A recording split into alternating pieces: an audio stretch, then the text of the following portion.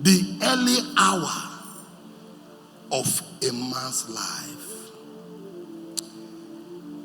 In every man's life, there is an early hour given to that man to walk the walk of the night. But 95% of Christians have not understood or understand that the grace of God to do things in a man's life is bestowed or rest on the early hours of their life. Satan have understanding where the strength of a man to achieve much lies. That is why Satan, anytime Satan want to delay a covenant child of God, he will engage them in the early hour of their life. The God of every man on earth achieve much, has strength in that man to achieve much in the early hour of their life. The strength of God to achieve much positive result in men's life is in the early hour of their life. So anything that eat up into the early hour of your life has eat up into your destiny. Anything that eat up into the early hour of your life has eat up into your future. Anything that eat up into the early hour of your life has eat up into your strength.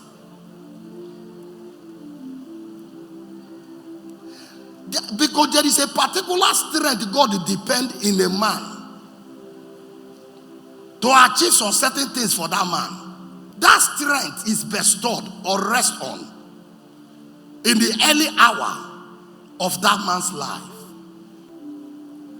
Until you understand timing of life, you won't be able to separate early or late hours of life. Sir, there is no man that produces much result in his late hour of life. If you produce result in the late hour of your life, it wouldn't have been as much if you started early. Because God of every man helped them much in the early hour of their life. Anytime you become confused about your life in the early hour of your life, Satan has succeeded in wounding you. As a young person at this stage of your life, you should have known what the future owns for you. You should have understand where you are now. You should have known what your tomorrow should be. Then you should have been a part of that destiny now.